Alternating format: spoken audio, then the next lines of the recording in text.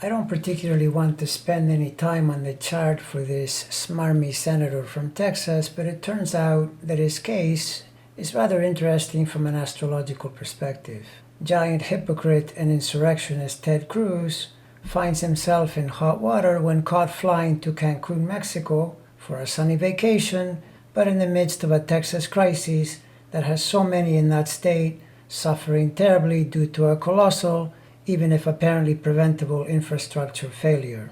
Ted says he was doing it because he's a good father, which sounds like one of the many phony explanations he has given about all kinds of things over the years. I've kept my eye on this guy since he entered the Senate in the Obama years, and I totally understand why he is so despised by his colleagues, as well as pretty much all Democrats, and I would guess a good many Republicans as well. The man radiates hypocrisy and cowardice. His astro troubles are related to pressure on his Scorpio planets from the transiting Saturn and Uranus. If you look at the planets in Aquarius, it may look as though none of them are exactly challenging any of his Scorpio planets directly by degree, but as a collective force they definitely are. The Jupiter-Venus pair is squaring his natal Venus, and the Saturn-Mercury pair is squaring Mars. And where from?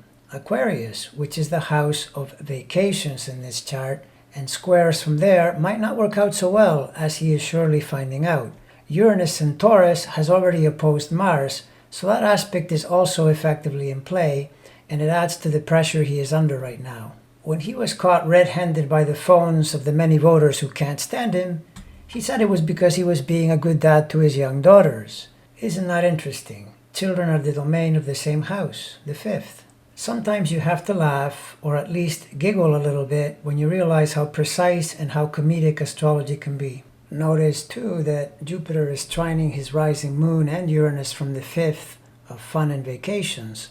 So it does seem as though it's a good time to do that, but not with Saturn there at the same time, squaring, and not when Jupiter is also squaring the Scorpio planets also at the same time. And most importantly, not when you're the senator supposedly in charge, and the state is in the midst of a climate emergency wherein millions of voters are suffering mightily.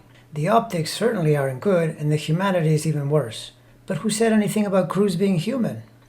The Jupiter trine once again illustrates that the best of aspects may not save you when the surrounding cycles are dangerous, and in fact, may even contribute to your lack of wisdom. And if you want further astrological timing accuracy, look at that fast-traveling trigger moon which was going through Taurus, which squares the Aquarius planets and opposes his natal Scorpio planets.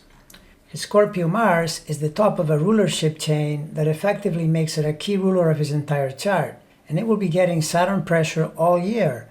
And people like this, who are in the end basically behaving irresponsibly and therefore insulting their own Saturn, cannot complain when it comes after them mercilessly, as it will and as it has. His Saturn is challenging at birth because it opposes Venus, and Uranus is also a challenger via its natal square to Mercury. So 2021 and 2022, years when Saturn and Uranus are going to continue to agitate from the very houses they're currently in, become at minimum tough years for smarmy Ted, and it is indeed possible they could end his Senate career. On the other hand, but likewise at minimum, if he should survive until 2024 when his term is up, he can look forward to political opponents, left and even possibly right, reminding him of his 2021 credentials. I gotta say that Insurrectionist TED and Cancún TED sound like pretty effective bumper stickers.